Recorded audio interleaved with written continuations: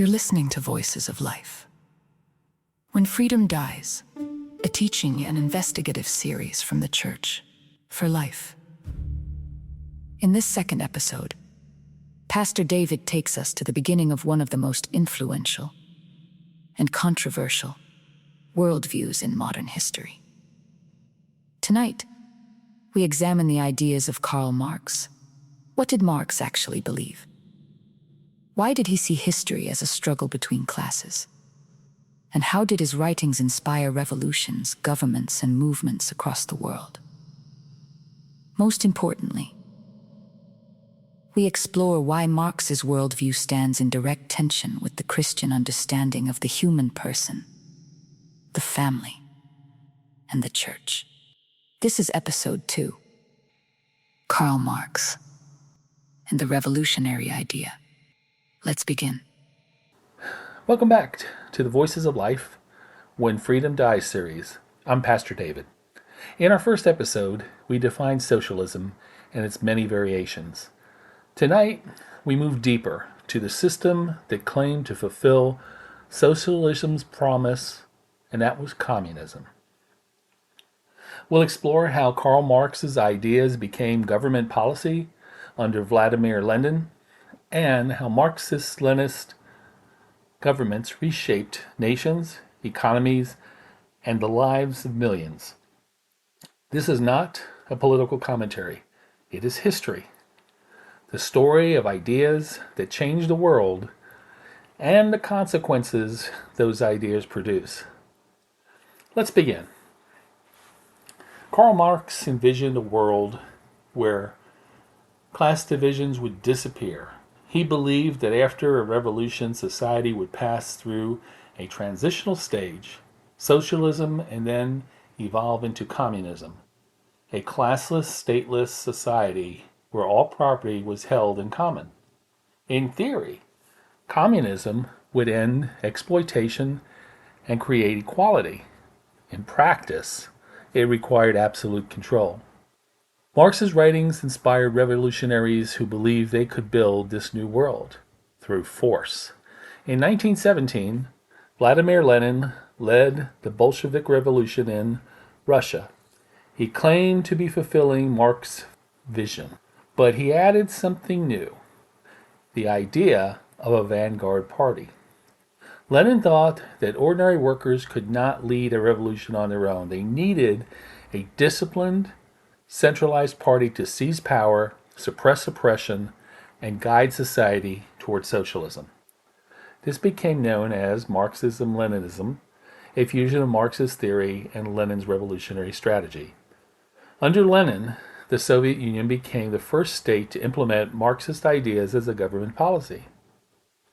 Marxist-Leninist governments shared several defining features. One-party rule. The Communist Party controlled all political power.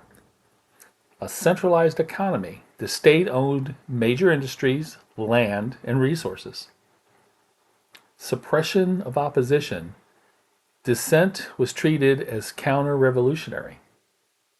State propaganda. Media and education promoted the party's ideology. Control of religion. Churches were restricted or replaced by state-approved organizations. And global revolutionary mission, the belief that communism should spread worldwide. These features appeared not only in the Soviet Union, but later in China, Cuba, North Korea, and other nations influenced by Marxist-Leninist thought. Lenin promised liberation for workers and peasants, but the system he created consecrated power in the hands of the party elite. So with the concentrated power in the top people, where does that leave the workers and peasants? Private property was abolished. Political opposition was crushed. Religious freedom was restricted. Millions suffered under forced collectivism, famine, and purges. The dream of equality became a system of control. Communism promised paradise on earth, but the history shows that it often produced suffering, fear, and loss of freedom. Christianity teaches that the human beings are created in God's image, with spiritual dignity and moral responsibility. Communism teaches that human beings are shaped by material conditions and must be remade through revolution. Christianity teaches voluntary charity and compassion. Communism teaches enforced redistribution through state power. Christianity teaches that conscience belongs to God. Communism teaches that conscience belongs to the party. These worldviews cannot coexist peacefully. Where communism rose, the church was often silenced. After Lenin's death, his successor Joseph Stalin expanded Marxist-Leninist control across Eastern Europe and beyond.